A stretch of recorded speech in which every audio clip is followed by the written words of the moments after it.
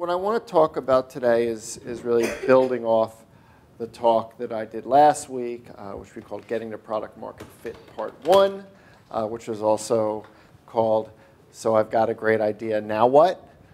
We kind of talked about business models and how you can go out into the marketplace and test your concepts and use that to refine and develop a scalable and repeatable business model. Today, it's more about how do you actually do that second part. How do you actually get out of the building and go talk to customers or talk to humans, which is a phrase I'll come back to saying. So the other name for this one is I would call Success Starts with Understanding Your Customers. And that's really what this is all about. It's about getting out of out of the classroom, out of your dorm, out of your apartment, out of your office space, and actually engaging with the marketplace to develop empathy and understanding for them. Okay?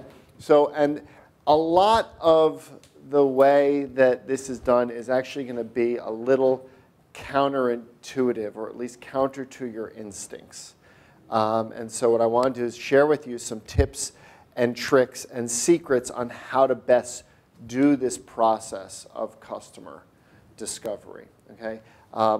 By the way, I'm Frank Rimalovski. I'm the executive director of the Entrepreneurial Institute. I do a little bit of teaching, but mostly what we do here is work directly with entrepreneurs to help them take their ideas or inventions and turn them into startups. So for those of you who don't know, in addition to Startup School, we run a whole array of programs and resources, from personalized coaching to accelerators. We have grant programs. Come on, we have plenty of seats right over here. And a whole host of other stuff that I won't bore you with. A lot of it's detailed on our website, which I encourage you to check out.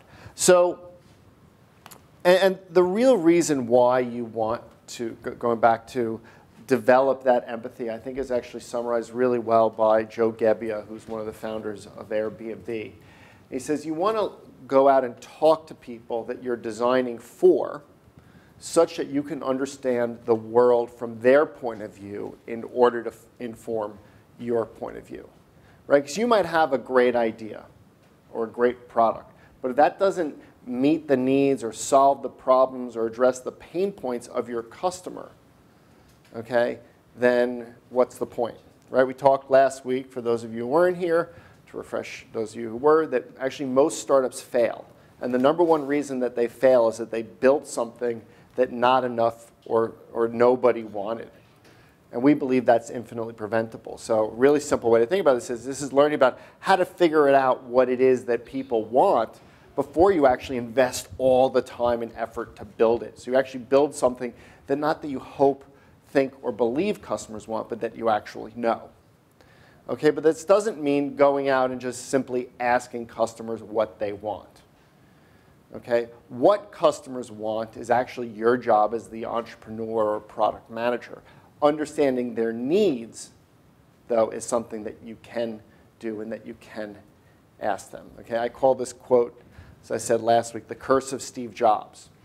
Okay, because people think that Steve just had divine intervention and invented and created products that he knew the world wanted. But actually, Apple and all great entrepreneurs, and Steve in particular, do a lot of research, but it's not the kind of research you're thinking about. It's not about doing surveys or even focus groups. It's not about reading secondary research. It's the kind of research that he also talks about in this quote, is that new ideas come from watching something, talking to people, experimenting, asking questions, and getting out of the office. Okay, and one thing actually he was kind of famous for was Steve lived in Palo Alto, where the first Apple store was, and he would actually often go into that store, kind of cloaked in a baseball hat and in a hoodie maybe, and observe what questions people were asking and the way they interacted with his products. That's simply one form of primary research, and so we're going to talk a little bit more about that. So just to refresh, we talked about customer development, which is this is the process by which you go out into the marketplace and learn about the needs of your customers. Right? We talked about how startups are in search of answers to those questions. are in search of the answers to the questions of who their customers are and what it is that they value. Big companies can execute, right, because they're executing against known knowns. Who their customers are, what they value, how much they're willing to pay, where and how and when they like to buy, what's the most efficient way to sell and market to them, and so on. But startups are figuring that all out. So customer development is the process by which we go out and search for the answers to those questions. And we start by defining our hypotheses about this, how we think customers will buy, why we think they will buy, how much we think they're willing to pay, and so on. And then test those assumptions about customers' needs and problems. And that's really what we're going to talk about today. And then you use that to develop minimally viable products, as we talked about, and then put those in front of customers to seek validation that they're actually interested in your solution or problem. But building first and then asking later is actually just like shooting first and aiming later. Okay? So most of you, I'm presuming, are in this stage right now where we're getting ready to test those assumptions about our customers' needs and problems. And remember, we also, and this is kind of the end of the refresher from last week, that your job is not to validate your product. Okay? It's not just to go out and force your product into the marketplace or even to find the best home for it. Right? It's to validate the problem that you believed you were solving in the first place. Okay? Find out who has that problem, maybe who has it most acutely, and then figure out the best way to solve it. And if you talk to successful entrepreneurs, virtually all of them made some pivots and adjustments along the way from their original idea or concept or vision, okay, as they interacted with the marketplace. And what we're trying to get you to do is what is the most efficient and cost-effective way to do that. Okay, and actually, if you're familiar with the term the lean startup, that's really what this is about. But lean is not about saving money. That's actually a happy byproduct of it. It's really about minimizing waste. And as an early stage entrepreneur, you may not even have any money, okay, but the thing you do have is time, and that's what you don't want to waste. Okay, how can you make the best use of your time and whatever resources you do have to increase your likelihood of success? Does that make sense? Okay. So last week we talked about the business model canvas, and the way that we get started working with this, okay, is by filling out our hypotheses about our business model. I'm not going to go through this dimension of, again, there's a lot of great information online, and actually the video from last week will be online shortly. But the business model canvas goes hand in hand with the customer discovery process. So this helps us identify where are the riskiest assumptions inherent in our business model. Okay, and as we talked about, the customer segment and the value proposition, which means who is your initial target customer and what is the problem that you're solving for them, the value you're creating, or why do they care, are really the bedrock for your business. Okay, if you change your customer and or value proposition, everything else in your business model changes. Okay, so step one is to fill that canvas out, but it's not just about filling it out. Okay, it's because most of your assumptions are wrong. Okay, I'm not saying that to be flip, but we actually have data that says that over 60% of your assumptions are wrong based on past experience of working with thousands of other early stage entrepreneurs in universities and accelerators and the like. So the goal here is to figure out how to de-risk your business model the same way that you might think about de-risking your technical or product development efforts. Okay, and for years we've had processes around that. Initially it was waterfall engineering, now it's agile engineering, but this is kind of applying a similar process or methodology to take the risk out of your business model. Okay, so right, we talked about applying the scientific method to business model development, observing those phenomena in the market to formulate or inform your hypotheses, coming up with experiments to test those hypotheses, modifying those hypotheses or pivoting as we talked about, and then establishing theories, and then going and executing on that, okay? In this very early phase, those experiments are customer interviews. And that's what we're going to spend the rest of the time talking about. Okay, and this is going to involve getting out of the building. And that's the number one thing I want you to remember about this talk. Okay, the answers to the questions that you have about your business are not on your whiteboard. They're not on Google. They're not in the classroom. They're not in the Leslie eLab. They're out there in the marketplace with your customers. And as we'll say, this is going to mean doing in-person, one-on-one interviews with customers. Okay?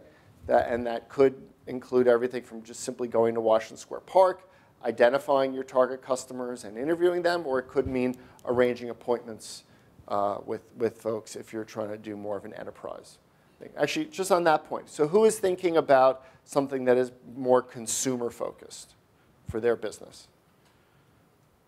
Okay, about half of you. And the other half are enterprise-oriented. You're trying to sell to a business or institution or organization like that. A couple of you are enterprise. Okay, maybe 2/3 consumer. Okay.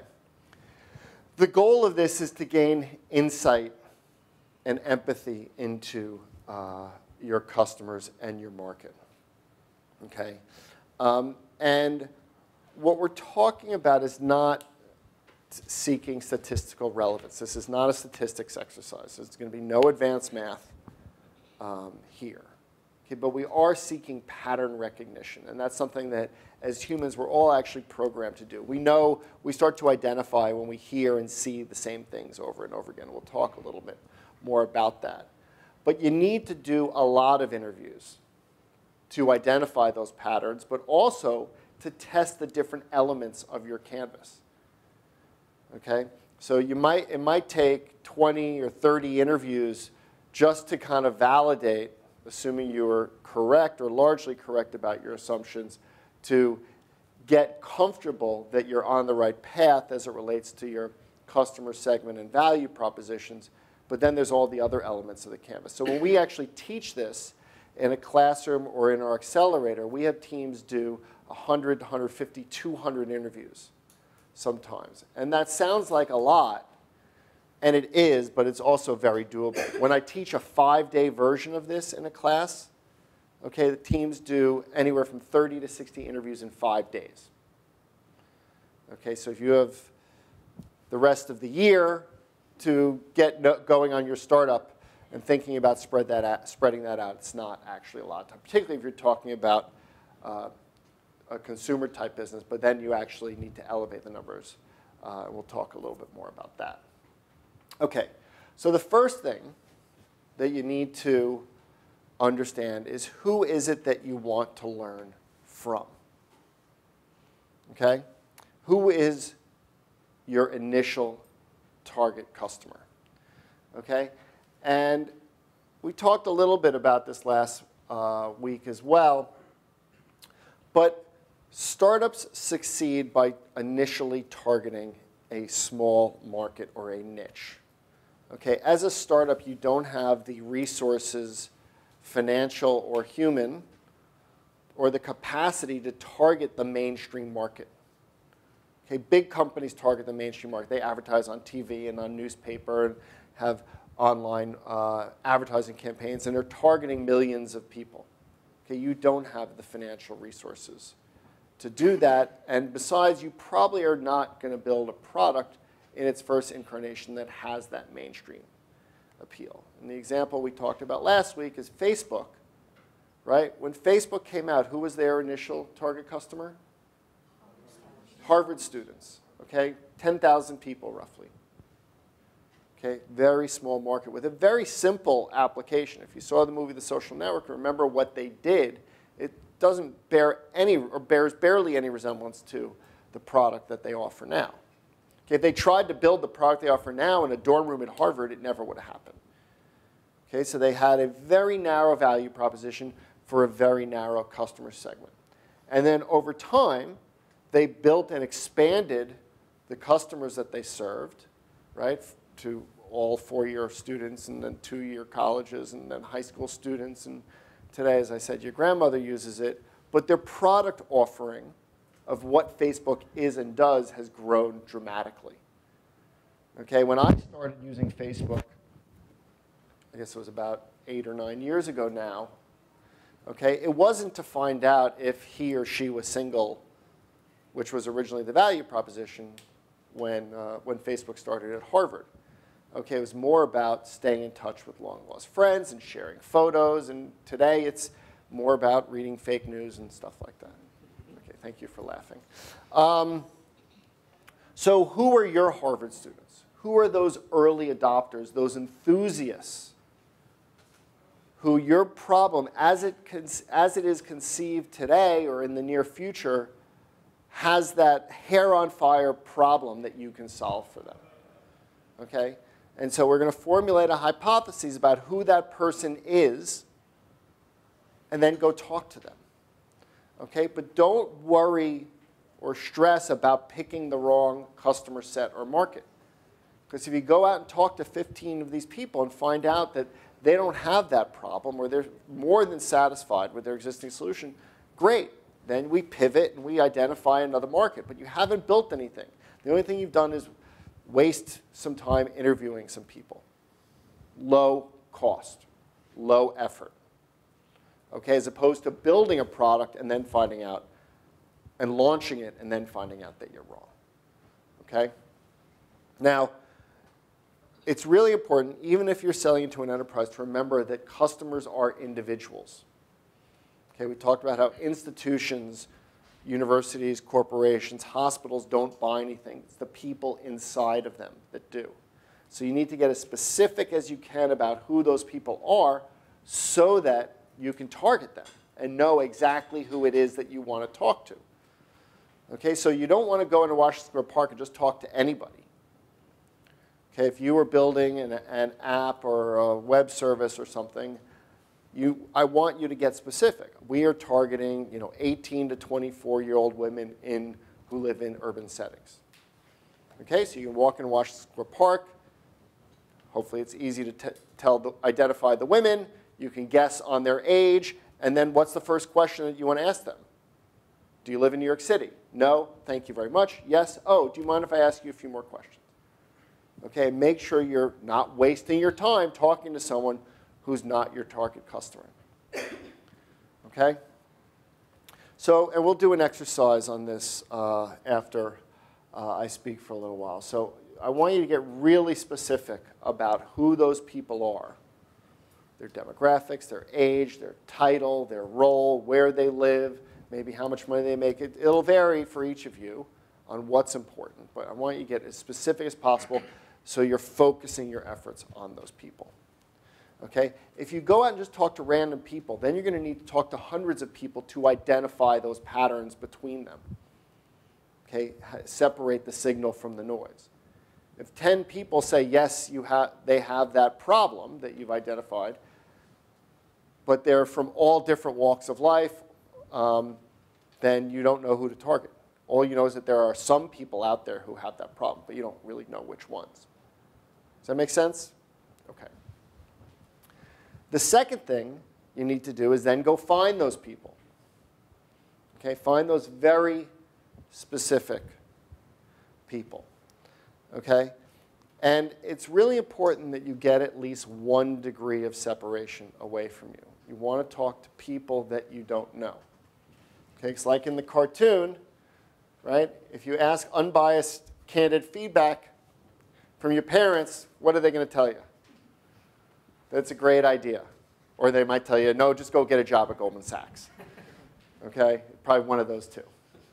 You're not really going to get valuable feedback. So you want to talk to people who are not your friends and family. Okay? And you really need to become a LinkedIn power user, particularly if you're going into an enterprise market. If you're looking for purchasing managers at hospitals, even if you work in the medical center, you probably don't know a lot of them. Okay, but you can go into LinkedIn and say, hospital purchasing manager. And boom, you're going to find out that there's 50,000 people with that job title. But now you can find out that, oh, well, actually there's 5 of them who are in my 2nd or 3rd degree network. right? I don't know them, but my friends or colleagues know them. And you're going to use that as a way to target those people and leverage those relationships to get to them. So you need to make referrals happen. Okay? And in fact, if you do get that interview with that hospital purchasing manager, you should ask them, do you know 2 other people like you? Particularly if the interview went well and you validated that they do indeed have the problem that you think you're solving for them. Right? And so they tell 2 friends and so on and so on. And that's how actually you can get to a large number of interview candidates very, very quickly. But you need to get creative. Okay? This is not easy. Sometimes it can be very hard. Some people, if you decide you need to talk to Fortune 50 CEOs, which I would probably advise you against, like these people are going to have a lot of gatekeepers. Their secretaries are going to have secretaries who are going to have executive assistants to make sure that you don't waste their time. Okay, so you're going to need to get creative. We had a team 2 summers ago who had identified, actually it was something at a hospital, radiologists as their target customer. And they were having a really hard time getting these busy physicians to sit down with them. So what did they do? They actually got lab coats and clipboards and hung outside the radiology department and caught the people as they were going off on breaks or for lunch or at the end of the day, and would have a 2 or 3 minute conversation with them to try to get them to agree to maybe a 15 or 20-minute interview at a subsequent date and time. Okay? We had a team a couple years ago that wanted to create, this is when almond milk wasn't really a thing. I'm not even sure if it's a thing now, but they had a twist on almond milk.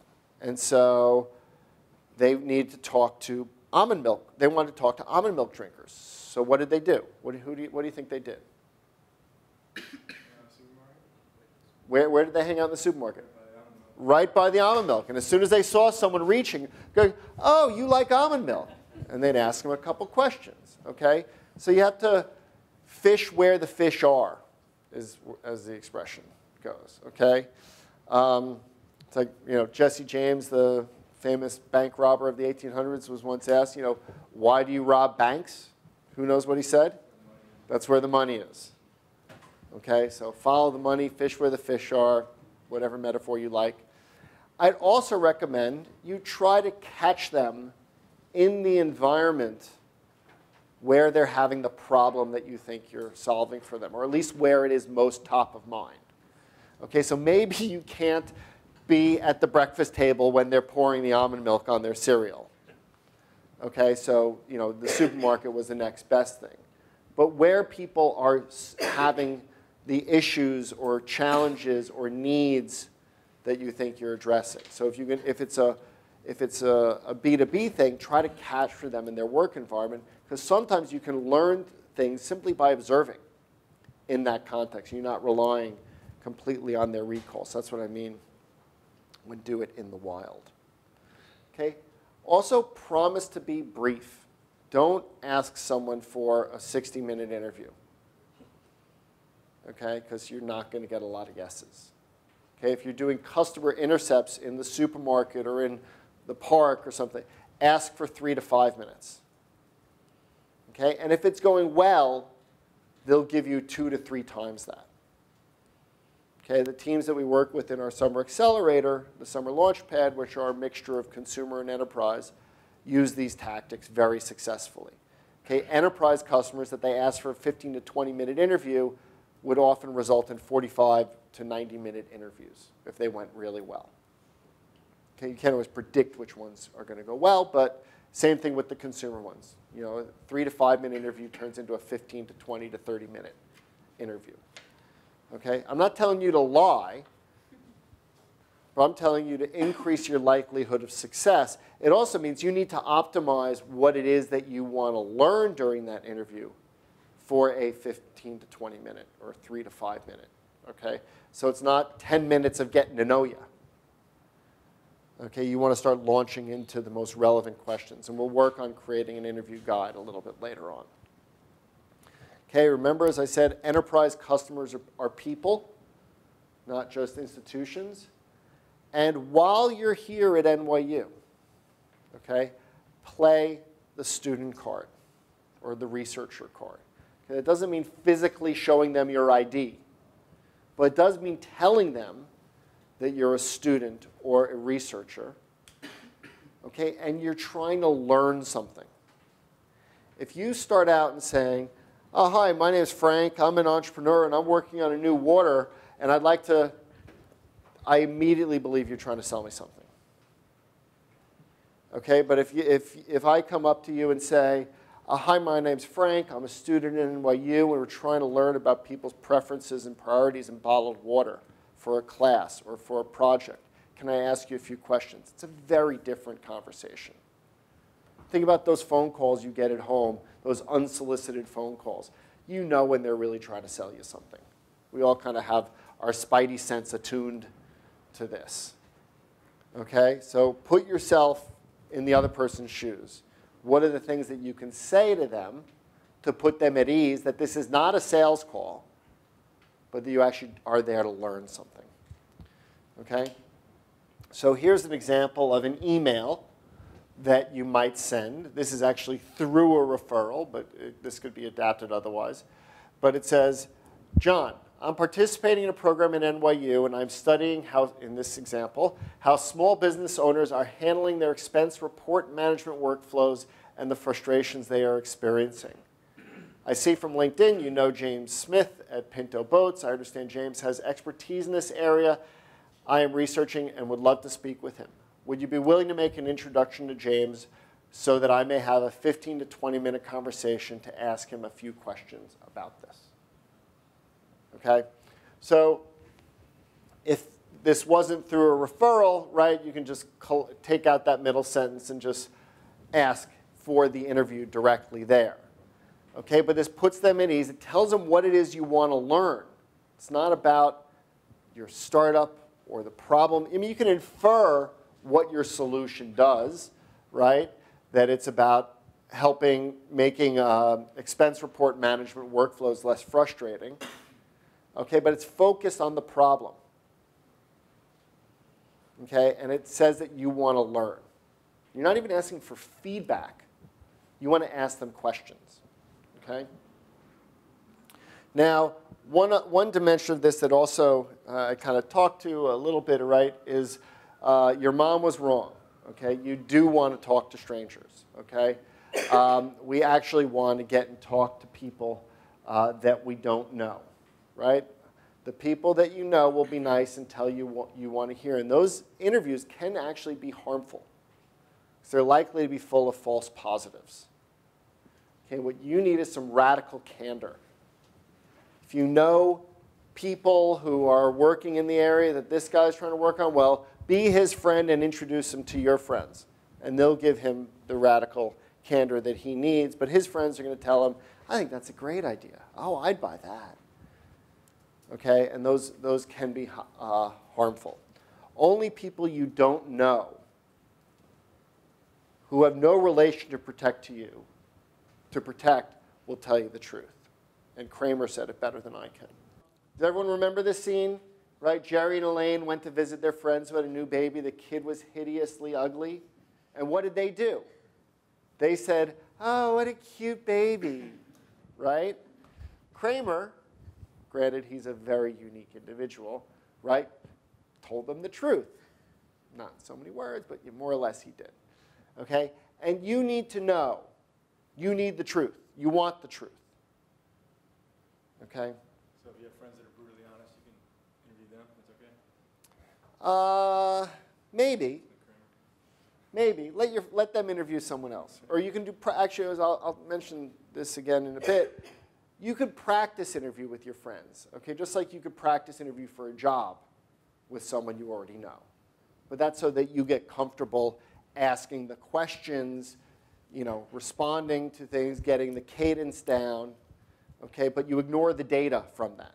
If your friend says, I'll hire you, it wasn't a real interview, then the data is not meaningful, okay? So discard the data, but you can use friends and family for practice interviews, okay? So some other tips on this is actually practice this, okay? You're not going to get 100% yield when you reach out for interviews, okay? So practice, you don't send out the same email to 100 people at the same time and then find out that, well, you really didn't do it quite like Frank said. You did something else, and that yielded a 0 response rate. So try sending an email to 5. See if that works. If it doesn't work, try something a little different. Send a few more. When you see something that works, start using that, okay? Now, for the actual interviews themselves, okay, you don't want to get into a discussion via email. Use email to set up or initiate the interview, okay? But we're also not talking about focus groups, and we're not talking about surveys. Focus groups are good for some things, but not for this. Okay, focus groups result in groupthink, or if you get a very dominant person in a group and everyone else just nodding their head, you think you have 12 people who agree, but they were actually just being polite.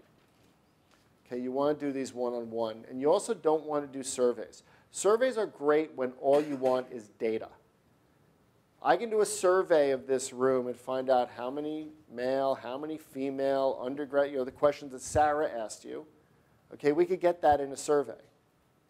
But if I want to know why you're here, what you're working on, what's motivating you to come here, that's a conversation.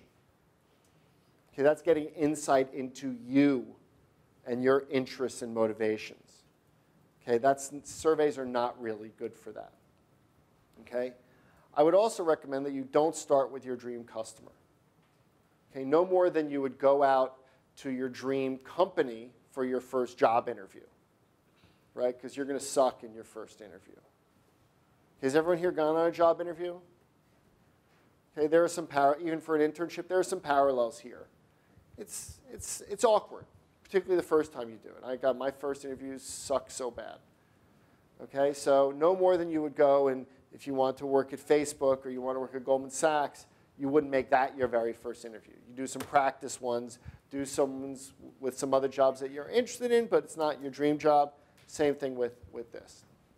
Okay, now being an entrepreneur means being aggressive and persistent. And there's a fine line between stalking and persistent. And I want you to have a toe in stalking, but the rest of your foot in persistent. Okay? So that means if someone doesn't respond to you in a few days, it means write them again and say, I just want to make sure this didn't slip between the cracks. I hope we can speak next week. Okay, stalking is writing them every day, calling their office 5 times. Okay, that's not going to likely get a response. If after 2 or 3 tries you don't get a response, you're not going to get one. Okay? But it means being aggressive. It means going to where the fish are.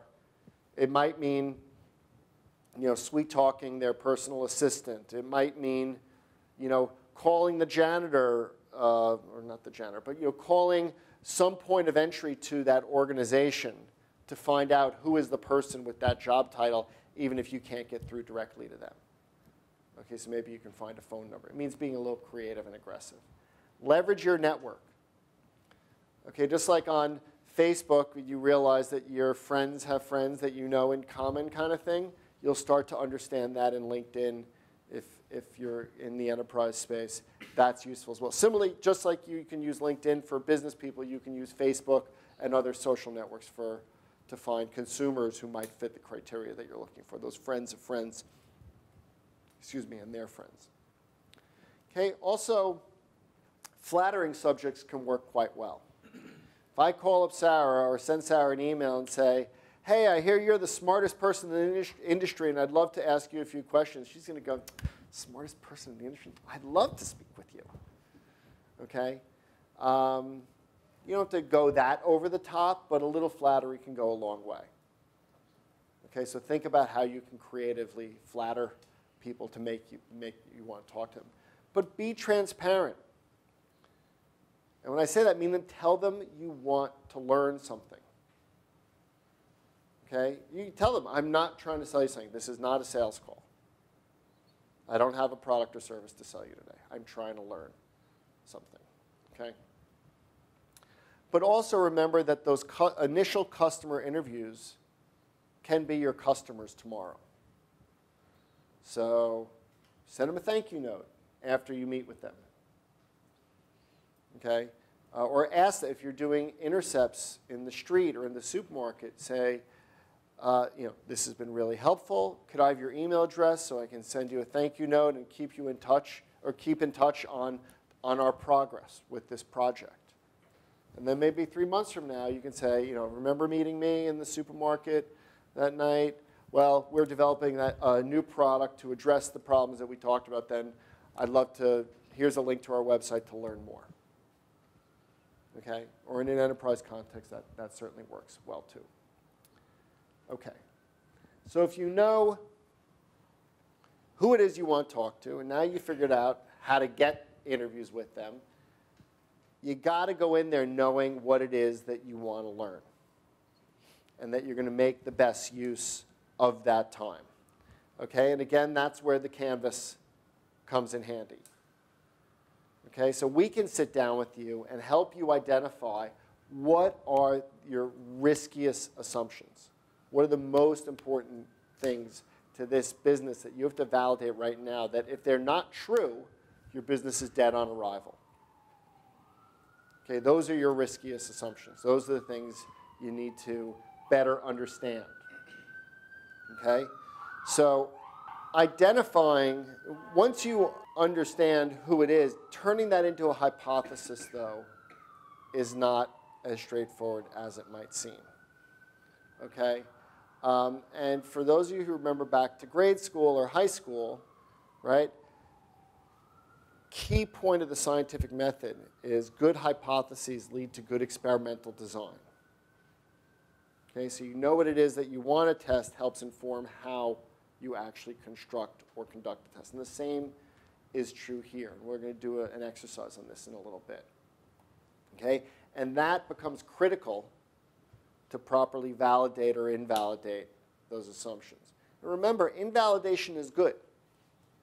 Okay, to learn that this customer segment is not for me, or that value proposition doesn't resonate with people, well, thank God. You don't have to waste your time on that anymore. You can move on to something else. And all this is key to getting to product market fit. Now, this is where we can help. Okay, because this is where a lot of your instincts may not be that spot on just based on our past experience working with hundreds of other entrepreneurs here. So I'll mention this again at the end, but we would love to sit down with each and every one of you, look at a business model canvas, and help you think about who are the people you should be interviewing, what it is you want to learn from them, and helping you develop an interview guide. Okay?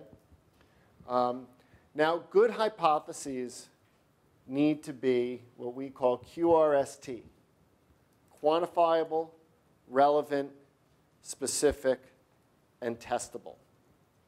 Okay? Quantifiable because you need to understand not just how that they have a pain, but how severe is it? Okay, and if you could shave off, 1 minute off their day or 1 day off their week, that's a big difference. And understand how much time they're spending on something now. So you want to get as specific as possible. I'll give you an example of this in a minute. It needs to be relevant. Okay, and that kind of goes back to identifying those riskiest hypotheses. Make sure that it is relevant to the specific risk that you're trying to mitigate. Okay, it's easy to come up with 100 questions you want to ask someone. It's really hard to come up with the 3 or 5 most important questions that you need to ask someone. Okay? It needs to be specific to the hypothesis that you're testing, and it needs to be inherently testable. Okay, and I'll give you one example.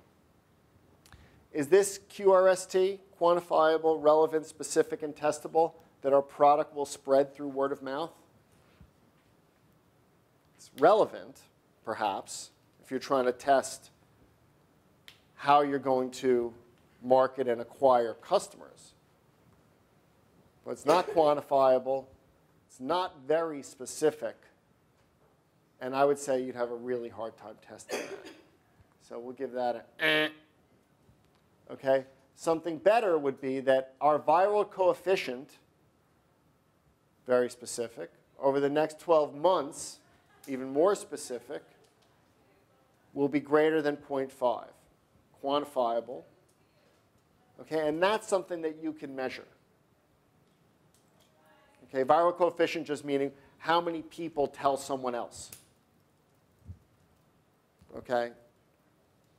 And if you're saying you need it to be over 0.5, then you can actually measure that result by creating an experiment to see that. Now, over 12 months would be a very long experiment, but you get the point. That just means that 1 out of 200 people pass on. No, it would mean that on average, I believe that that half, that they would tell, that every 2 people would tell 1 person. Okay? So it's that kind of specificity that we're talking about. Okay? So that said, that's kind of an advanced kind of hypothesis. I really want you to wrap your head around the kind of things that you can test simply by getting out of the building and talking to people. Okay, and though we do want to be quantifiable, we're not seeking statistical relevance. I don't know how many, who here has taken a stats class? Okay, so that's not going to be all that helpful for this, at this stage. Okay? We also are not simply looking for an N of 1, for those of you who took stats class, okay? We are looking for some pattern recognition within it. And there is an element of you'll know it when you see it. And we'll come back to that point in a second. Okay, but this is also where mentors and coaches can really help you. Help you see, are we seeing signal or noise here? Is this sufficient repeated validation or invalidation? Everyone is case specific. Okay, so I mean, I could tell you that, yes, if you talk to 30 people, that's a good number.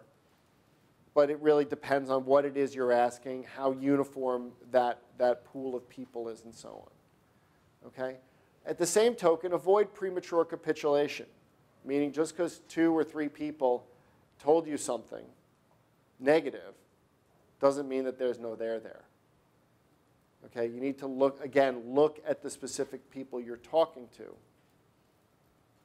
and understand the context around that. I'll give you one example.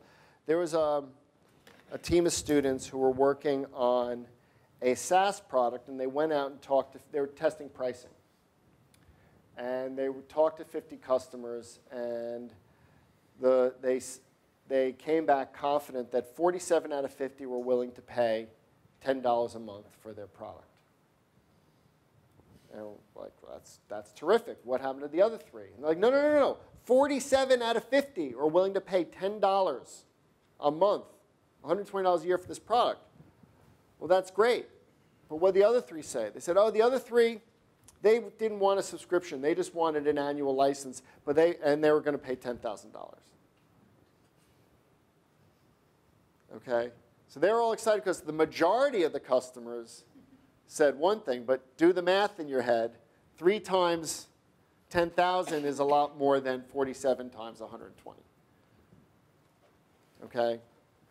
So that's one example of maybe where the context is a little specific. Okay? And also, this is maybe one of the most important things, initially, you need to focus on testing the problem. Okay, remember last week I talked about the company with the hemostatic gel? Right? This was a company that developed a gel to stop bleeding. Okay? And it stopped bleeding in 3 seconds. But they were going to go and try to sell this as a first aid solution.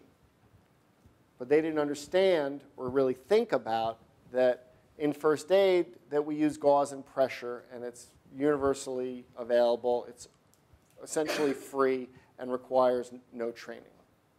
Okay, their product was not free. It was not universally available. Okay, so once they developed understood the context around how bleeding was stopped in medical situations, Okay, they identified that actually first aid was not a market for them, but actually high-risk surgeries where it was really hard to stop bleeding was actually the solution for them. Okay, but they need to get in and talk to a lot of people to understand that context. It may seem obvious to you, it was not obvious to them at the time. So on that note, don't assume you understand the problem. Okay, so first test the problem, then test the solution, as this video will point out. Thanks for meeting with me today. So I know that you're looking for toys that you can spend more time with your daughter playing. And we designed this great toy that lets you do that. You can play with her and have fun, and you can teach her about building and circuits. What do you think? Well, actually, that's not the kind of toy I'm looking for. I like toys that she can play with by herself because I'm pretty busy. I don't want to be showing her how to do every single step along the way. I have other things I need to do. Oh. Okay, that's the face I don't want you to make in an interview. That's the face you make when you assume you understand the problem. Okay, she essentially was leading the witness, telling the customer what they thought, what she thought the problem was, and hoping the customer was just going to go, yep. Okay, now she did learn something valuable in that, but a lot of customers won't even offer up what it is that they really want. Okay, so don't lead with the solution. What could she have asked her? Anyone? What kind of toys are you looking for, or you have a child that's very interested in toys? Okay, what kind of toys are you looking for? Okay, you could ask her, tell me about a toy you recently purchased. Why did you buy that? How was that experience? How did you choose that toy? How did you learn about that toy? Where did you buy it? You're going to learn a lot more from that kind of interactive, open-ended dialogue than you are going to from don't you want this? Okay, which is essentially what she was doing. Okay, so Eric Ries, the author of The Lean Startup, has a quote that I love. He said, "The great entrepreneurs fall in love with the problem, not the solution." Okay, don't be a victim of falling in love with your product. Okay, it does more harm than good. All the more reason to not invest too much time in building your product before you've gone out and developed that empathy with your customers and validate in depth the problem itself. Okay, so if now you've gotten the interview and you know what it is that you want to ask or what it is you want to learn, better put, how do you ensure the most effective interview? And don't end up like this guy, right? The first thing is you do not sell. Okay, these interviews are not sales calls. And this is going to be the hardest instinct that you're going to have to fight. Okay, because you've been working on this, even if it's largely up in your head and you're going to want to tell people about it. Okay, you can do that at the end of the interview if it's gone well and you've validated that in fact they have the problem, and then you can actually test the solution. But it's definitely not the way to start the interview. Okay? So don't plan on doing a demo, don't plan on doing a presentation, and do not plan on talking about your technology or how it works. Okay? You want to get stories, like we were just talking about with the toy, right? Tell me about the last time you bought a toy for your daughter. Okay? And then have a series of follow-up questions to develop depth of understanding about how your customers think and what motivates them. What are their goals? What are their jobs that they're trying to get done, as we talked about it, right? That mom, the job that she wanted to get done was to occupy her daughter so that she could do what she needed to get done. Okay? Don't pass judgment on her, but that's the job that she wants to get done. Okay? How can you help her get that job done? Okay? Also, it's better to be backward-looking than forward-looking. Okay, by that I mean don't ask people to predict their own behavior. Ask them to tell you stories about their actual behavior in the past. Okay, if you ask me on the street, will I buy something? I might say yes, because if you give me a sample of it because I like it. But in actuality, think about it. You guys have taken samples at supermarkets. How many of those things do you actually end up buying? Even if you liked it. You go, no, that's pretty good. You still don't always buy it. Okay? So you want to understand, how has your customer been solving this problem before? Tell you about experiences, about how they've addressed it. How did they feel? Why did they do that? How much did they spend? All that kind of stuff. Not conjecture about what they may or may not do in the future. So this is not, a multiple choice test. This is a long fill-in-the-blank test. Okay, where actually the questions will change as the interview goes on. Okay? So ask them how they do their job. Ask them about their problems and how they solve them today.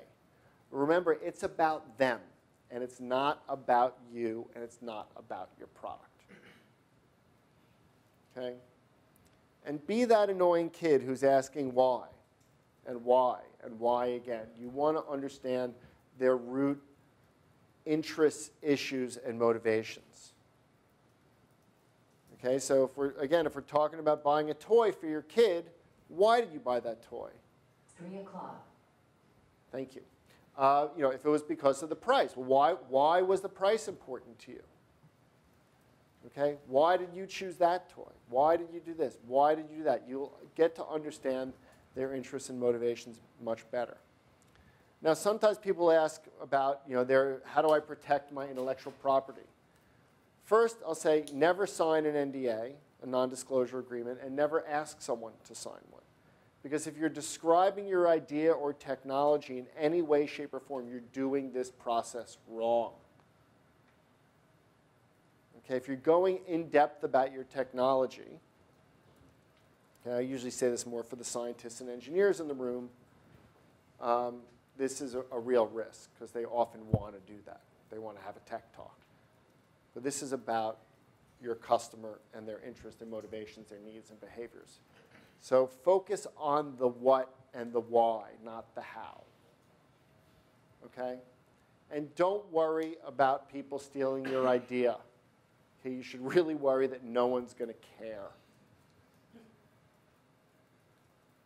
Okay, this is Dharmesh Shah, the founder of HubSpot, and I couldn't agree with him more. Okay, there's actually very few examples out there, notwithstanding Facebook and the Winklevoss brothers, of people stealing ideas. And I would even argue in that case, that idea that he took from the Winklevosses wasn't even that good of an idea in and of itself. And it wasn't why Facebook took off.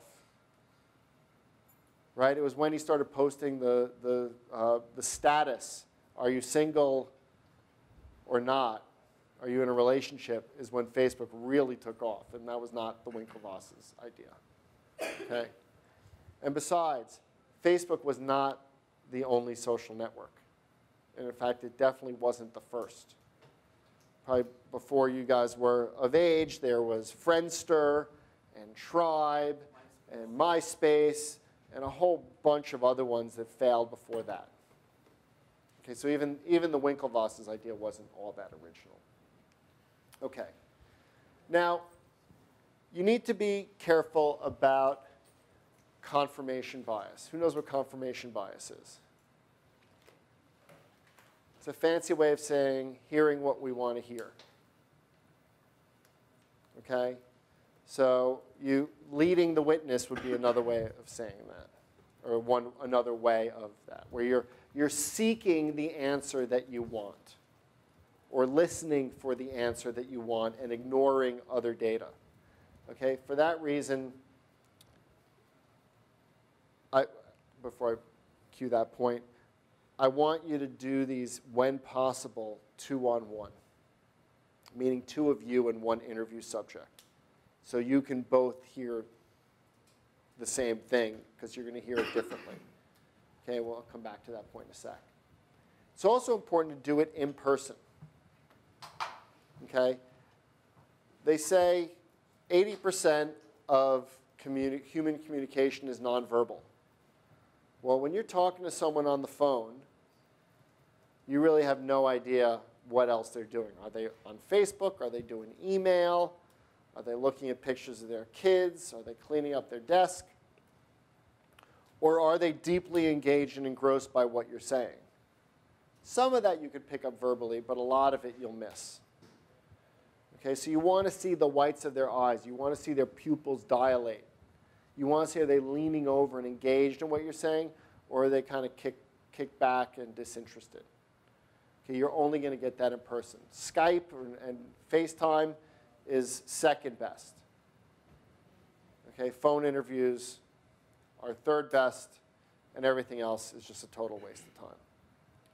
Okay, so I mentioned earlier, get your subjects to tell a story, and if you can do it in person, and they have a solution, don't fall into the trap that you don't have competition. If the problem exists, then they're solving it in some way, shape, or form.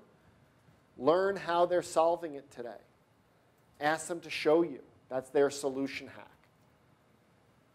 Okay, there was a startup, it's almost 20 years ago now, that I was working with that was creating a software inventory management system for telephone network operators, so like AT&T and Verizon, who have literally billions of dollars invested in all the invisible infrastructure that helps our phone calls get from A to B, right? Or our data to get from A to B. And these networks, particularly in the late 90s, were growing by leaps and bounds as the internet was taking off.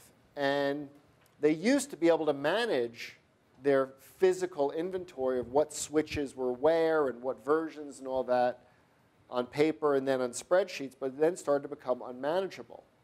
But it didn't mean that they didn't have a solution. So when I was talking to one of their competitors and I asked them who their biggest competitor was, they told me Microsoft.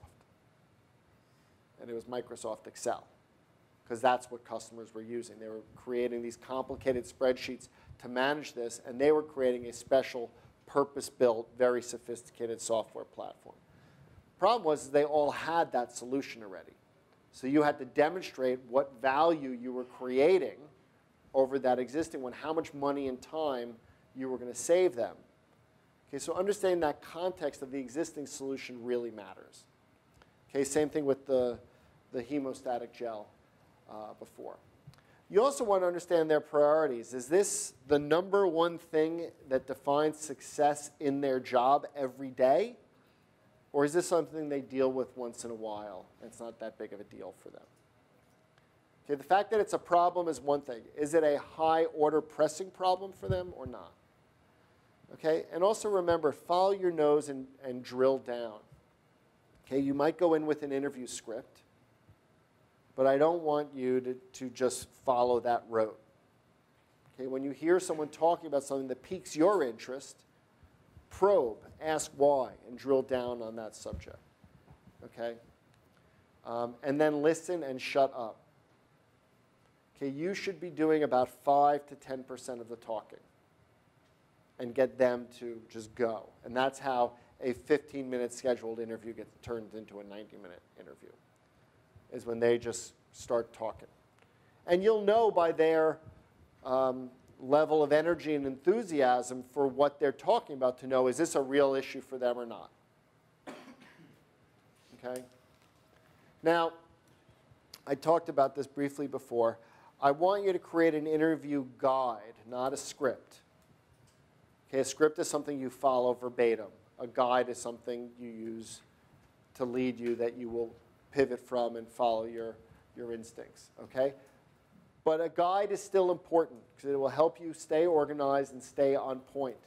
Make sure that if you only have a short period of time, and maybe you'll only get 15 minutes with this person or 3 minutes with this person, you get the most important questions answered. Okay? It will also help you appeal more professional. You'll look like a researcher. Okay?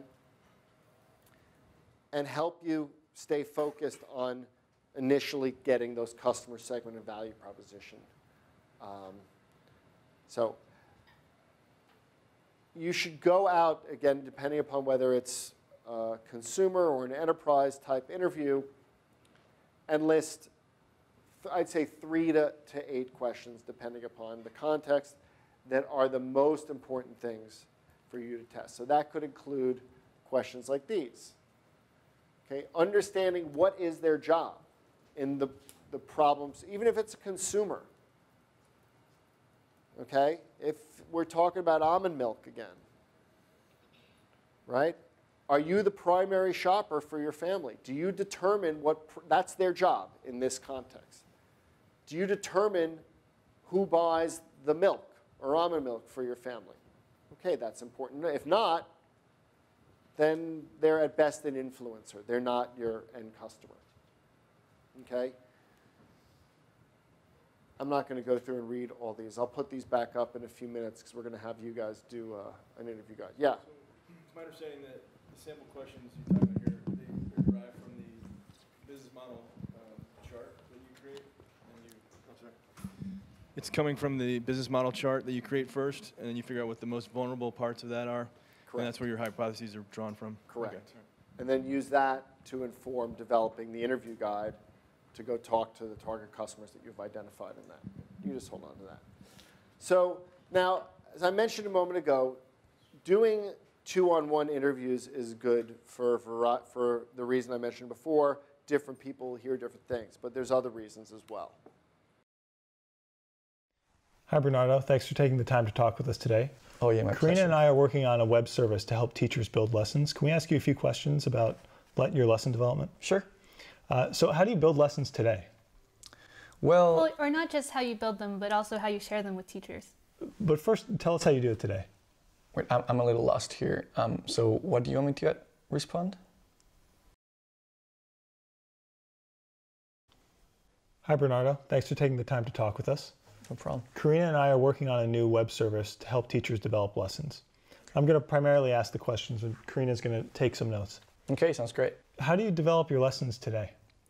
Well, first I look into all the lessons that teachers have made before, and then I evaluate them. And that's how I make my lessons. That's great. Karina, is there anything you want to ask about that? Oh yeah, first I just wanted to confirm one thing that I thought I heard. You said that exporting to PDF is important to you?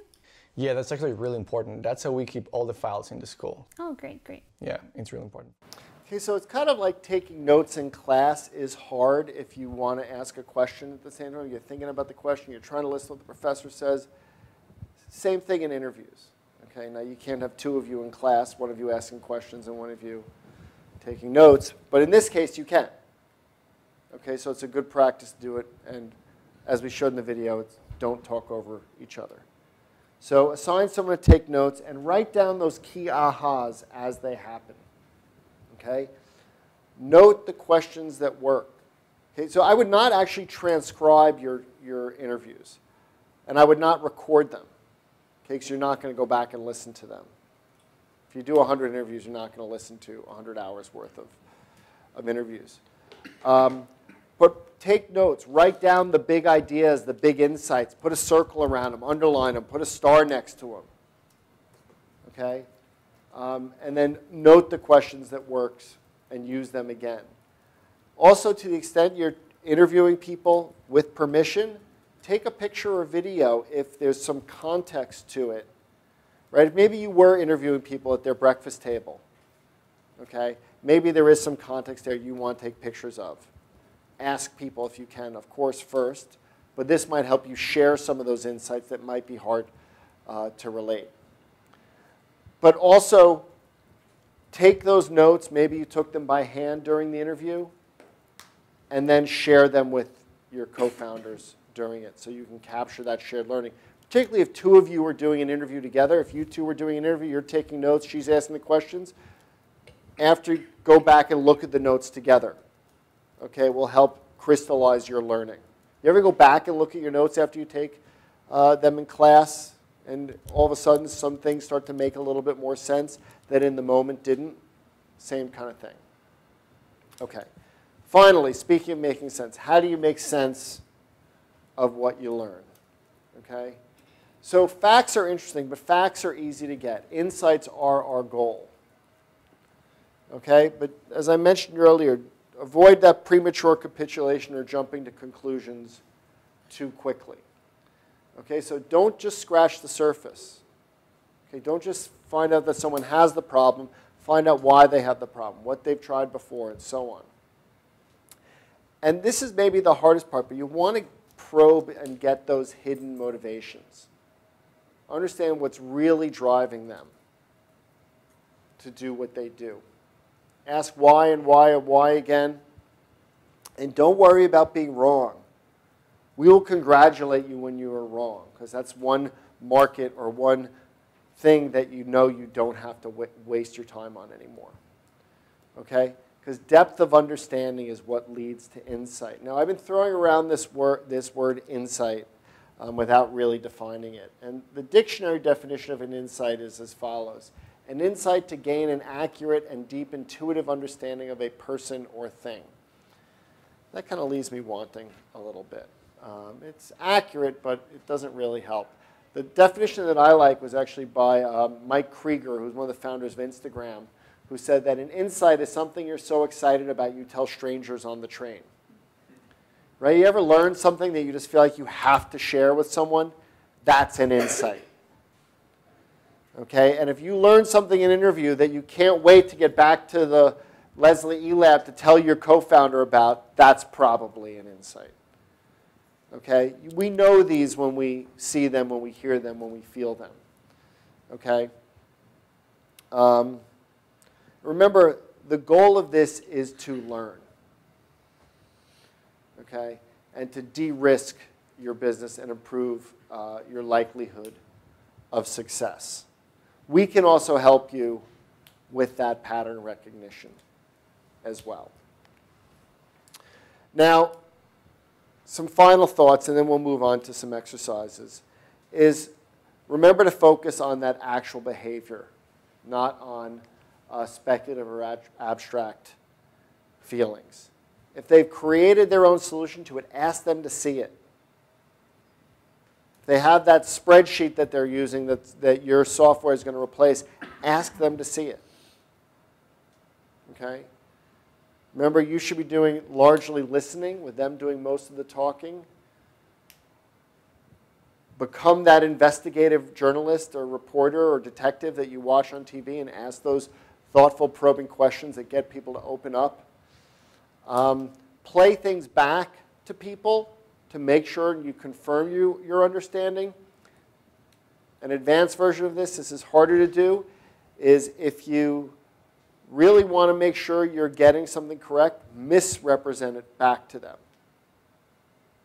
Okay? If it's not raining outside and I say, and it's raining right now, they're going to go, no, you will get clarity from that. Okay? If you're not sure, that's a good way to do it.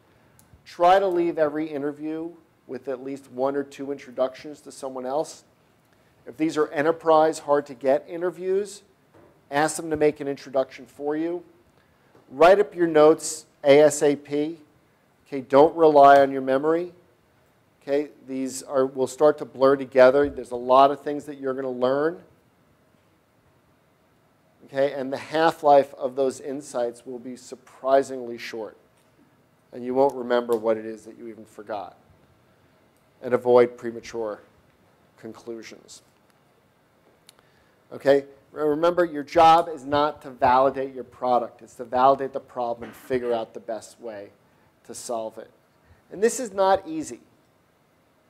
Okay? John Maeda, the former dean of the Rhode Island School of Design, once said that it's grueling listening to customer feedback, and if it isn't, you're probably doing it wrong. Okay? So with that, I want to spend a little bit of time and do some exercises with you. Since most of you were here last week, I was going to actually have you do this customer worksheet again. But in the interest of time, since I took a little longer than I was expected, I want to go straight into developing a customer interview guide. Okay, so I want you to, on the top of this page, identify your customer segment. Okay, so that could be an organization, or it could be a type of person. Okay, so it could be hospitals and purchasing managers, or it could be homeowners, and it could be moms of small children. However you want to define it. The title, though, is I want you to describe a person as specifically as you can. If you were here last week, try to build on the worksheets that we did last week, where you actually did a whole, everyone who was here remember this worksheet, right? So think back if you don't have it with you or you don't remember exactly to that. Okay, so everyone have their customer segment and title and job? All right, now thinking about that, what are your riskiest assumptions about your business? Okay, it could be about who that customer is or some specific characteristics that they have, or it could be about the value proposition and the problem that you're solving for them. So, if I'm wrong about blank, my business is dead. Think about it that way. Okay, so what are your implicit assumptions or hypotheses that you want to test? Okay, now let's shift down to the final box in this is what are the questions, if you had 5 minutes to interview someone, 5 to 10, what are the 3 to 5 questions that you could ask them to help you validate or invalidate those assumptions? All right. So I need a guinea pig who wants to share with the group, and if no one does, then I will just cold call somebody. So any volunteers? All right. So tell us first. It works. Tell us first, what's your elevator pitch for what's the business concept? Really, So 30 seconds or less. 30 seconds. So I'm a professor at NYU. I've always had troubles getting feedback before submitting papers. Usually the first feedback I get is from the journals themselves. I always thought it was too late. So I wanted to create a marketplace for academic peer reviews. Okay, great. So who is the target customer that you've identified for this? So The those would segment and be- the title. So those would be academics and researchers. Academics and researchers. Yes. Okay. You weren't here for the first talk, so I would encourage No. you to be even more specific as you think about this. So, you're an economist, you said? That's right. Okay, so maybe you'd want to start with economists, Correct, yes. right? So As it's- opposed to, biochemists and German literature, et cetera, right? So, Right. not to say that that's the end-all, be-all for your business, but that might be the niche because that's where you have contacts, That's what I connections, know. Mhm. and you have some greater depth of understanding of the problem. That's a hypothesis worth testing. Okay, so what did you say were the key hypotheses to test? So the first one was, is getting feedback important before submission? Okay, So for me it is. I'm not sure if everybody agrees that they would even be interested in getting feedback from peers. so if I said yes or Okay. no, would that be a sufficient answer for you? If you said yes, I'd be happy. If you said no, my Okay. business is finished. Yeah. Well, this is a hypothesis. Okay, and this is not your questions. Okay, what other hypotheses? The second is that people would be willing to pay to have a report by an anonymous qualified reviewer. Okay, So the anonymity here is quite important. and in what's the question. third? Do you have a third hypothesis? Yes, the third part is not quite related to that person. I was thinking, would you be willing to provide feedback for money? Okay. So would anyone be willing to? So would what that- were the questions that you came up with? So the first one is how long do you usually take between an early draft and a submission? And why, This- okay, that's interesting. Why is that important? Because if you have just a week, then probably feedback is not that important to you. Maybe it's an indirect way of. Or maybe there's just not enough time to. There's not time, yeah. Okay. The second one was, how do you usually go about improving your paper during that period of time? So seeing if they already have a potential solution. Right, and then I think I was going to repeat the 3 hypotheses. So is getting feedback important? Now, what's wrong with that question? I'll ask the rest of the group. What's wrong with simply asking, is getting feedback important? It's a yes or no question. You really want to stay away from those. You want, so say, can you, what's a better way he could have framed that? So I have no idea. I'm just trying to think of what you could say, why is getting feedback important to you? Okay. And they'll tell you if it's not. So you could also ask, can you tell me about a time when you got feedback on a paper? How many people did you ask? Who did you ask? How did you decide to ask them? What kind of credentials did they have? How long did the process take?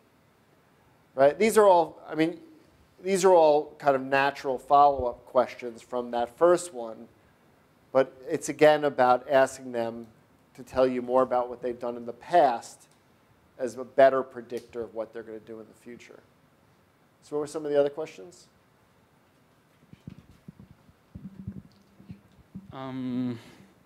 If they would pay to get this service by an anonymous qualified reviewer. Okay. Again, you're asking them to predict future behavior. So what's another way that you might have been able to reframe that?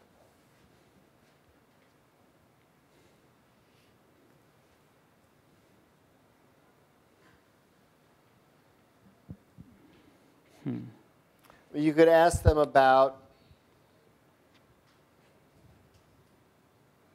what is it worth to you? Why would you pursue that feedback? Right? To understand the motivation and maybe how they might ascribe value. You might not just be able to get feedback, but save time in that. You can say, how much time had you invested before in doing it? I see. To start to understand, okay, maybe it's hard to put a numeric figure on it, but if you save them 100 hours of chasing down colleagues and all that simply by putting it online and the feedback comes to you, I'm kind of making this up. But, right? So it's more precise than just a yes and no. You're getting the intensity. And yes. I understand. All right. Thank you for your feedback. For being our guinea pig. Who else would like to try? Come on, it wasn't that bad. No? All right. So give us your elevator pitch here on what it is that you're doing. Okay, so I'm combining sensor technology in sports equipment with virtual reality, so you can actually compete in professional sports settings, and then putting that online for esports types of experiences. Okay. So my target market are sports enthusiasts, obviously, and primarily amateur athletes who are looking to also train for this technology. So not only have they experience, but be able to train as well. So the key hypotheses that I was testing, one is the willingness to pay, because you have the sensor technology, the virtual reality goggles, which are a separate purchase, but are also very expensive, and then the software itself. So, it's going to run about $1,000 total for the whole package, even though they're buying it separately from different companies. But and then obviously the technological ease of use, whether they're comfortable working with new technology. I didn't have a third hypothesis. Okay, so what do we think about those first two? What's the challenge with the first question that we asked? Well, it has to be more specific, obviously. Well, again, you're asking them to predict their behavior on something that they haven't seen. So you're already jumping right into the solution. Okay, so I'd want to understand what do they do to train today, Right. right? These are my hypotheses. These are what I think. I think they'd be willing to pay. I think they'd be able to use the technology, and then the questions were a little bit different than that. But kind of, I guess where I'm trying to lead you is implicit within that is that they're not satisfied with existing training solutions, right? Or that they want to play e-games, or right. So how can we? Those are implicit but critical. If they're satisfied with training, or they have zero budget for it. Right, so maybe even find out do they have a budget for it might be. Right. But better understanding, I would like to have seen more questions to help you better unpack the problem, how they address it today. That was my first question, was how do you interact with sports currently? That was one of the questions. Like how do okay, that's better. That's a little vague, but that's better because that's starting to move towards those kind of open-ended questions where they're going to tell you a lot more, and you can ask more probing and follow-up kind of questions. Okay. Does that make sense? Yeah. All right. Thank you. All right. So I want to do another exercise here. So I need another volunteer. Sarah, can you bring up 2 chairs over here for me? I need 2 volunteers. You don't have to, only one of you needs to disclose what your idea is. That's all you need to do. Someone, or I'm going to pick you.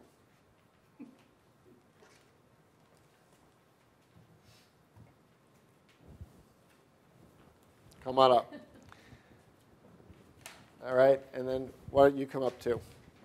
Have a seat. So now what we're going to do is we're actually going to simulate a cold call. Okay, so I'm sorry, what's your name again? Rachel. Rachel. Rachel's going to be our expert. And your name again is? Karan. Tell us in 30 seconds or less, who is your initial target customer? Who is Rachel pretending to be? My initial target customer is any person who is less than age of 50 or around 50 and is a health conscious person. Okay. So can you pretend to be an under 50 health conscious person? Sure. Okay. So I want you to pretend that Rachel is your customer and you're calling her on the phone to try to get her to agree to interview you, to be interviewed by you. Okay? You can ask the first question of the interview and then we'll stop you if we don't stop you before then. So your goal is to get her to take the call. Okay? Now, I want you to be your skeptical self. Okay. You're getting a cold call at home and react as you normally might. Okay? At home or at work. Okay? And then we're going to give some real-time feedback on this. Hi, Rachel. I'm Karan. I'm a researcher here at NYU, and I'm researching on some predictive health technologies. Can I get a few minutes of you? I need to talk to you. I need to take some insights from you. I'm really busy right now. You know, is there just a different, what are you wondering about? I don't have a lot of time. No, it's something about if you're a health conscious person, then you might also get something from me, and basically it's for me to take insights from you. So I'll request you to please give me a few minutes of your busy schedule if you. How long do you think it will take? Just 10 minutes. 10 minutes? Yeah. You know, 10 minutes is a lot of time for me. I don't, You can hang up at any point. I probably would hang. I don't know. I'm skeptical. I don't really talk to people on the phone. Okay. So, okay, let's stop there for a second.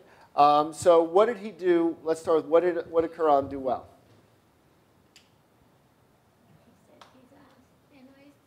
He said he's an NYU student. So that probably calmed you a little bit, right? Mm-hmm. Okay, what else did he do well?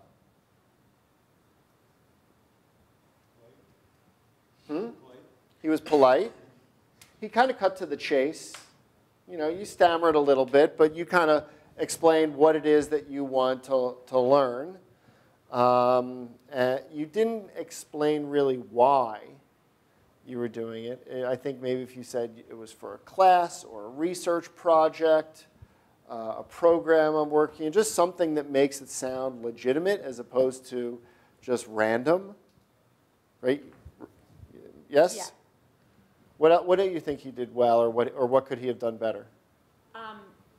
For me, at least, the directness of jumping right into it was good. There was no hey, how are you today? It was just kind of right into the thing, which threw me off a little bit and made it feel particularly kind of pitchy. That's how sales calls, cold callers who you don't know call, and they just kind of. Okay, so maybe it's striking a little bit of a balance there. Yeah. Okay. Anything else? Not that I can. So I would say implicitly, one thing you immediately harped on was how long. Right. Right, so you could have addressed that before she even asked you. Say, I just want to say 10 minutes of your time to ask you a few questions. It'll help with my research. Make sense? All right, thanks.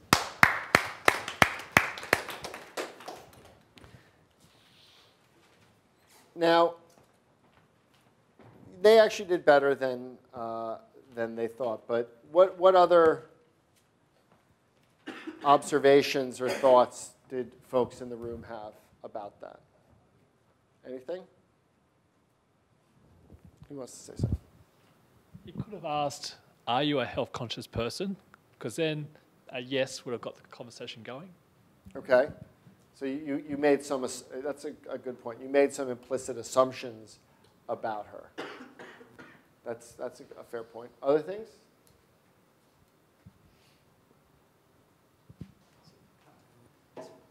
It's more like a question, how to incentivize these people to stay on the phone a bit better? Can you make them feel good about helping you with your research? Altruism is I mean, I don't know that you want to, I mean, offering incentives is slippery, not only because it gets expensive, but you can actually bias. I mean, you're an economist, you know this. Yeah. If you pay someone to give you an answer, it's going to actually impact your answer. I think he tried to do that when he said, this could help you as well. By providing research, you're also going to benefit. Maybe you'll learn something in the process. At least that's what I thought I heard. Yeah, he was trying to do that. It kind of didn't come out all that clearly. The most important thing, so I mean, you actually did well with it, but it's a little awkward. It's a little unnatural. Take away a couple things. One is practice it. Before you actually get and do your first one, practice it on a friend. Think about what you want to say. Maybe write out some talking points. Again, it doesn't necessarily have to be a script, but just kind of a guide to help you. Remember, if it's really important to say how long it's going to take, right? And that your practice told you that, right? Make sure you write, only 5 to 10 minutes, or only whatever it is, okay? And remember, not everyone's going to say yes, and that's okay. Okay, so get used to disappointment. You're going to have a low yield that will get better over time. You will get better over this. You're going to suck a little bit at first. Okay? Now, you might not be doing a lot of cold calling like that. It's probably going to be more through email or intercepting people on the street than just kind of random dialing of people. Okay? But still, a lot of the same kind of rules apply about being prepared, doing a little trial and error, learning from that, repeating what works, get used to disappointment, so on. I always thought he said get used to disappointment. That's what I thought it was in the movie. Disappointment? That's what I thought it was, but I guess, yeah, makes more sense. Oh, in the movie? Yes, get used to disappointment. This is from The Princess Bride, for those of you who are not familiar. All right, I want to do one more exercise, and then point you at a couple other resources, and then I'll let you on your way. Okay. So how many people do we have? We have 2, 4, 6, 8, 10. Perfect. Are you with us? Okay, well, then we have 11. Oh, no. Okay, 12. Perfect. All right. If you guys wouldn't mind, I want you to just pair up. Maybe if you can come over here and sit next to Professor Lawrence.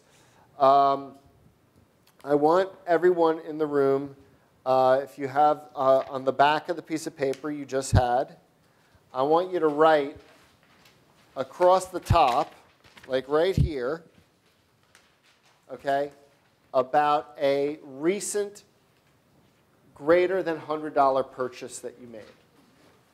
Okay, now there's no magic to the $100.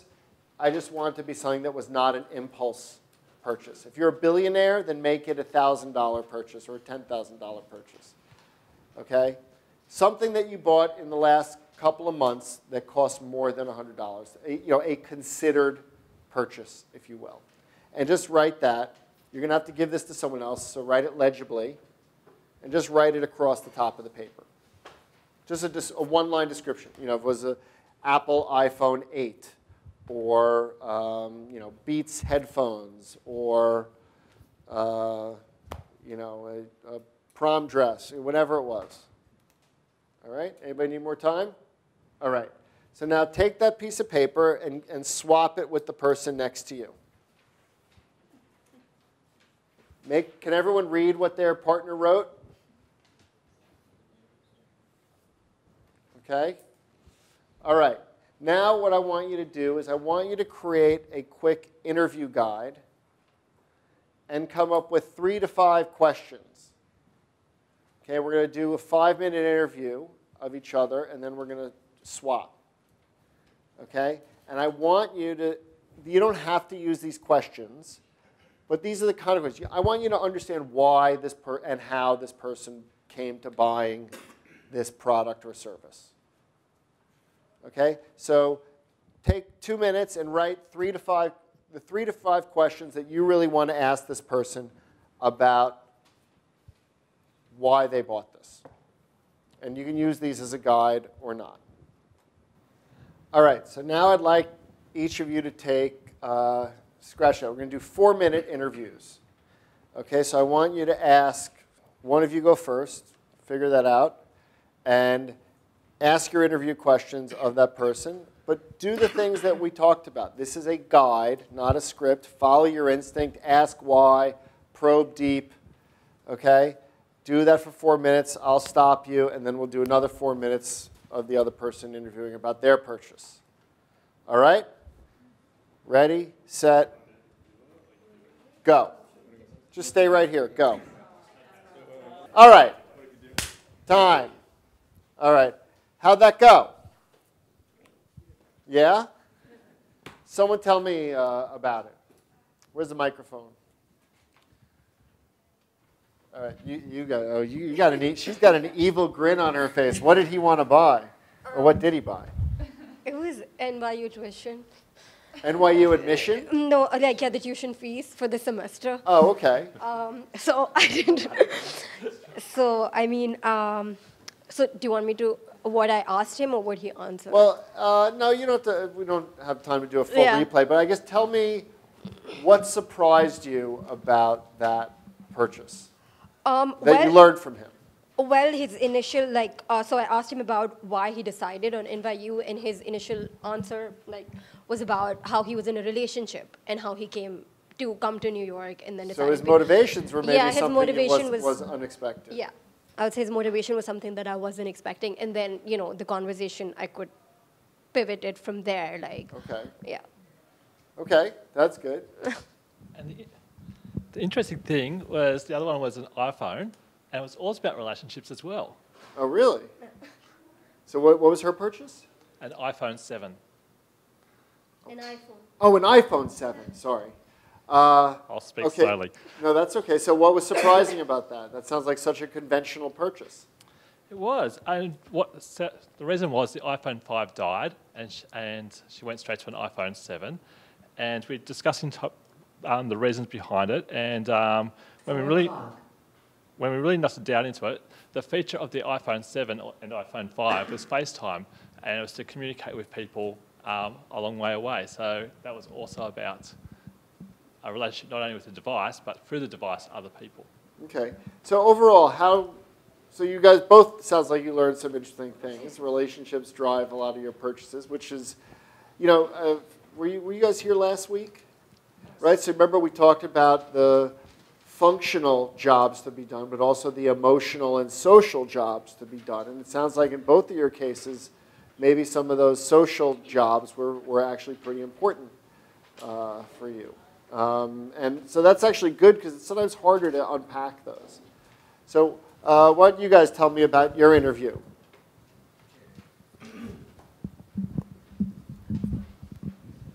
It's on. Okay. So I guess I'll do her purchase, which is an iPhone 8. An iPhone 8. Okay, lots of iPhones. Yeah. And was it for love? Well, more out of almost necessity. I mean, she's had the same iPhone for 3.5 years now. So the software is coming out of date. Everything is slow. The camera isn't as good as what the cameras on the current iPhone generation can do now. So it was honestly pretty reasonable to buy this iPhone. That's unexpected because normally when I hear people buying iPhones, it's like, oh, well, it's just coming out and I got to buy it now, right? Mm-hmm. So that's usually the case, but this one was more, okay, it's time to move on. So did you have to come up with new questions based on what you had learned, or were you able to pretty much stick to your guide? Not necessarily. I was good on the guide. It was more so because of the surprise, I could then follow up on exactly what she was saying, and then we could build a conversation from there. And then once it was coming to a little bit pause, then you can bring back the guide. I brought back the guide, and then it kept going from there. Okay. And what was he buying, or what did he buy? The Broadway show ticket for Miss Saigon, right? Miss Saigon? Miss Saigon, Okay. yeah. And he actually haven't seen the Broadway shows for a long time because I asked him, like, how often do you see a show? So it's like his friends invited him to do that. And so he went with 3 of his friends, and he thinks the show has good points and bad points, but overall it's a recommendation. And then maybe later he will continue to see more shows. And now I also asked him, like, what other shows have you seen before? So it's like other themes. Sorry, what's that? So just overall, did Yeah. anybody's interview go exactly like they expected? No. Okay? And that's really the point, is this is a fairly organic process. It's not just a matter of filling in the boxes or multiple choice. These can go in a lot of different and unexpected directions, and each one will go a little differently. And that's really what I want you to take away from this, and try to use these techniques to get in the heads of people. So 2 resources in particular I want you, if you're going to put this into practice, to think about. One is a book called Talking to Humans. It's actually a free book. You can download it online for free. If you really love the printed version, Amazon charges like $11 for it. But there's a PDF or an ebook version if you have an iPad or a MacBook. You can read it online there. And it kind of goes into a lot of what we talked about in greater depth. But it's a really nice short book. It's kind of bathroom reading, in all seriousness. And then those videos that I showed you, not the Kramer one, the other ones, actually came from these customer discovery Lean Launchpad videos that my colleagues at UC Berkeley did. If you follow that link, there's a series of about 25 or so of them, which also do lots of role play that'll be really helpful. So if you remember nothing, just remember entrepreneur.nyu.edu. That's your one-stop shop for all the programs and resources we offer, not just here in the Entrepreneurial Institute, but also across the university.